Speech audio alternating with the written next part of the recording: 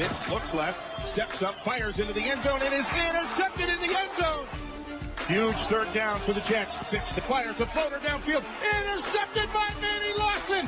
Fitzpatrick back to throw, fires down the middle, intercepted. It is picked off at the 40-yard line by Tarpley, and that will put a cap in it. And the Bills are going to knock the Jets right out of the postseason. The Bills continued their recent dominance over Gang Green by eliminating the Jets from the playoffs in the final week of last season. The Jets have lost 5 straight to Buffalo, and Ryan Fitzpatrick, he struggled considerably against Rex Ryan teams throughout his career. The loser of tonight's matchup will drop to 0-2. No bueno. Marky Mark in the house, the Super Bowl champ Mark Schlereth here with me. So good to have you. Always good to be with you guys. When I'm, well, yeah, you're here alone. I've never got to sit on this part of the table. I'm always over there at the Thanksgiving table. I feel like a made man. I feel good about this. Good. I feel like I've moved up. I've elevated myself. If you like it, I love it. All right. Let's get into it. So who needs tonight's game more, the Jets or the Bills? I'm going to say the Jets. And you know what? Let's face it. This is what I love about the National Football League. It's always white knuckle mash on the panic button, right? You go 0-2, and what's the percentage of you getting to the playoffs? Like 12%, 6%, something crazy like that if you go 0-2. But here's why I think the Jets need this more. I think it's psychological. Look at what happened to Ryan Fitzpatrick. They were 10-4 in games against the rest of the National Football League that weren't named the Bills. 0-2 against the Bills. He had an 18 QBR against the Bills, a 70-point-something or other QBR against the rest of the league. Psychologically speaking, you have to get over this hump if you are the New York Jets. What happened to you last week? To go ahead and watch that game against Cincinnati, to get 7 sacks and absolutely dominate the line of scrimmage and find a way to lose that game? I mean, you're a good football team. Mentally, you have to get over the hump. That's why I think this is more important for the Jets than it is for the Bills, because they've got to clear that mental hurdle that is the Bills. Get that monkey off their back. Guys. I disagree with you, Mark. I disagree with you there, but I love your point about the 0-2, because really the NFL is a situation where half the league, week 2, has a must-win game. And in this case, it seems like it's the same for both teams.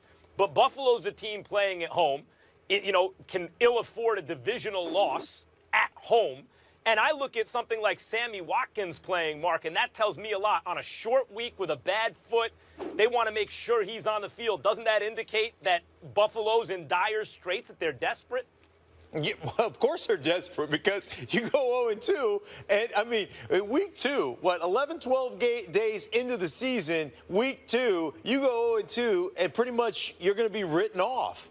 And obviously, you can still battle back. The Seahawks started 0-2 last year. They battled back, but they're a better football team. They've got some clout. They've got some juice. They've got a track record that the Bills don't have, and frankly, the Jets don't have. So that's exactly what makes this game great, why we tune in, week out, why we'll be watching Thursday Night Football tonight, Jets-Bills, because it does matter. Stephen A. Well, it definitely matters. I just think that it's and I believe the Jets are going to win this game. I think there's an elevated level of urgency because of what their schedule is over the first 6 games. But what I'd also like to add is that, the clock's ticking on Rex Ryan. We have to point that out. Enough's enough. I mean, he bloviates a lot, talks with a lot of bluster, and it signifies nothing because he's been 5 consecutive years he has not been in the playoffs. As a head coach, you tell me, Schlereth, I mean, how does that look? 5 straight years? You're out of the playoff picture? That's bad, man. That's very, very bad, especially for somebody who talks as much as he talks, brings as much attention to himself that he brings to himself, gets as many headlines as he does for his team, and then hires his brother, who, by the way, stunk up to join as a defensive coordinator in New Orleans. Now, I don't want to sit up there and act like Rob Ryan can't coach, because once upon a time, I thought when he first arrived in New Orleans, both of you can attest to this, I thought he did a damn good job. But then somehow the wheels came off the cart, and over the last couple of years or so, the New Orleans Saints, they have had one of the most horrific defenses we've seen in quite some time. He ultimately ends up getting booted out of there by Sean Payton. And you land with your brother? I mean, come on now. So if you're Rex Ryan, you're sitting up there, you're ingratiating yourself with players. You got nepotism going on because you got your brother in the house. All right? You're making headlines every week. but you don't win. And, oh, this time, when you're not winning, you have a quarterback in Tyrod Taylor. And Max is right when he says the jury is still out on how good Tyrod Taylor can be. I just think Max left out the key pivotal point here. He's certainly better than Mark Sanchez. I think we can all assume that. And so when you look at it from that perspective, you've got a Tyrod Taylor. You had a Sammy Watkins. You got a LaShawn McCoy. You had an offensive line. You had a relatively decent offense, and it was your defense, which is your signature, what got you to be a head coach in this league, that wet the bed for the Buffalo Bills last season. The year before, when Doug Marrone was coaching them, they had 54 sacks. Last year, they had 21. Mario Williams is a former #1 overall pick. This dude couldn't get out of town fast enough. Why? Because he's an edge rusher, even though he takes time off from plays at time to time, which you can speak to, Slereth. But this dude has skills, has talent, and ultimately, in terms of getting to the quarterback that is, and ultimately you got Rex Ryan asking him to drop back in coverage because you're playing some hybrid defense. There's a whole bunch of questions. So, yeah, we look at the Jets, and we know it's a must-win, and we know they got to step up and get it done, particularly with their schedule. But even though more pressure's on them because of their schedule, and this is a must-win for both, I think we need to recognize the clock is ticking on Rex Ryan. Enough's enough. He's got to show up, and it's got to be against somebody other than the Jets. No, I agree with you on that. I mean, if he does not show up and they do not put a run together and they aren't a playoff team, especially, and you look at this division right now, you know, you looked at it like the first 4 games, Jimmy Garoppolo, the New England Patriots have to go on the road and play Arizona. This is the time that somebody else steps up and actually grabs on to the lead in the AFC East. This is the time that somebody usurps the New England Patriots and the dominance they've had in that AFC East forever. And here we are, week 2, Patriots 1-0, everybody else 0-1 within the division. Rex is certainly on the hot seat. Yeah, we thought that door was opening. They shut that real quick. 1-0 on the road. Yeah. Right? But to your point earlier, only 12% of teams, like you said, made the playoffs after going 0-2. So it's a must-win for more reasons than one. We want you guys to get involved in the conversation at home. Who you got tonight, Jets or Bills? Hit us up on Twitter. We will share those results a little later in the show. First Take is presented by Bass Pro Shops. Your adventure starts here. And in part by Geico. 15 minutes could save you 15% or more on car insurance. You are going with Max Kellerman? It's a great schedule, by the way, because a lot of evenly matched good matchups. Great Dolphins schedule, at Seattle. I like Seattle at home as a lock. What about you, Molly? I'm going Seattle at home, too. Little alley-oop pass to the back corner. Nick Baldwin. Touchdown, Seahawks. Touchdown, Seahawks. I'm rolling with the Kansas City Chiefs at home over the San Diego Chargers. Smith will keep it. He dives for the end zone. He's got a touchdown. Kansas City in one of the greatest comebacks in Chiefs Kingdom history. Oh, that was close. We are live by the skin of our teeth. This week, I am rolling with Cam and the Panthers to rebound after last week against the Niners in Charlotte. Max, who you got? You're cribbing my notes again, are you, Molly? Stop it. I went first. Interesting. After success in week 1, look, the Carolina Panthers are not going to go 0-2 on the season, hosting the Niners, whose starting quarterback is Blaine Gabbert. Not going to happen. Panthers, a lock. Stephen A.? I don't even understand why y'all are asking me this question. It's a complete waste of time. I think y'all should be embarrassed for picking anybody other than Seattle. Who are they playing? The Legion of Boom against Case Keenum?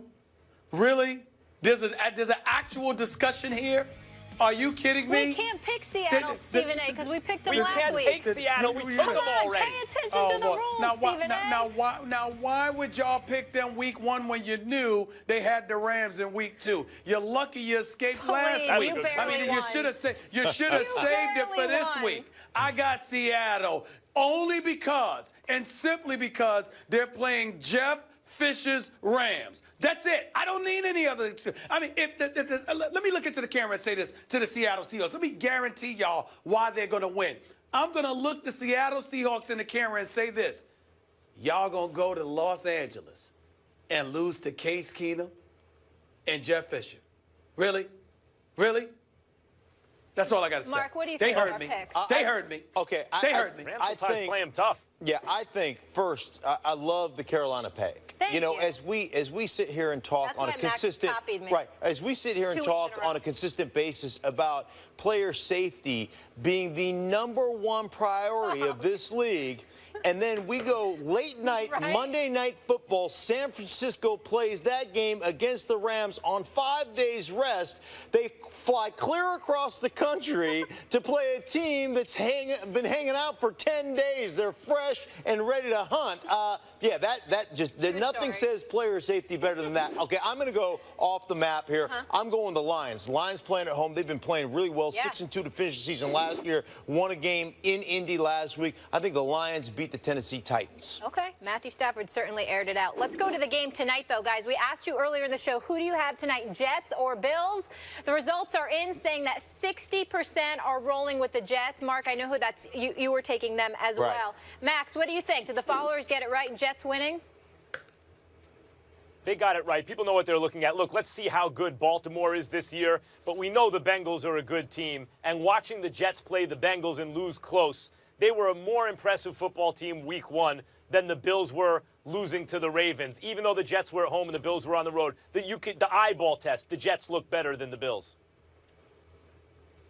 I got the Jets tonight. I'm attaching the level of urgency to them. I think they're a better team. They're a more complete team. But Todd Bowles and particularly Ryan Fitzpatrick, who's 1-8 against Rex Ryan, has got to step it up. And Brandon Marshall cannot drop pivotal passes in the fourth quarter when you're trying to position yourself for a game-winning drive or field goal in this particular instance. You've got to make those catches. You're a #1 receiver, potentially a future Hall of Famer. You have to show us. Stop dropping these kind of passes. I believe he will stop. I believe he will show up big time. I believe they will respond to the challenge. And I'm picking the Jets to win this game 24-20. I love Max's eyeball test because I'm going with that same eyeball test. And I'm telling you, as I broke this film down, I think it was Monday that I broke that film down, I made several trips to the bathroom because I got sick watching the Jets and watching that defense absolutely destroy a great offensive line for the Cincinnati Bengals. That was men amongst boys. It was frightening for me as a former offensive lineman. I was absolutely ill in my stomach. What they did to that Cincinnati front was, I mean, there are people spending 5 to 10 in the state pen that did less to get there than what the Jets did to the Cincinnati Bengals up front. It was embarrassing. No question. And tomorrow, guys, guess who's here? Who? Terry Crews. Really? Guess who else is here? Who? Mark Schlereth. Former Redskin. Are you guys going to have Molly? a gun show right here? Yeah. Molly, Yeah. I want to congratulate Ted Cruz because obviously he elected acting over playing for the Rams. I'm very proud of him. I'm very proud. Terry Crews there on Crews. that. President Camacho. Ted Cruz, you weren't giving love Ted to. Cruz has never played anything. Sorry, Bills Mafia. No love. We'll break it down tomorrow. This is First Take.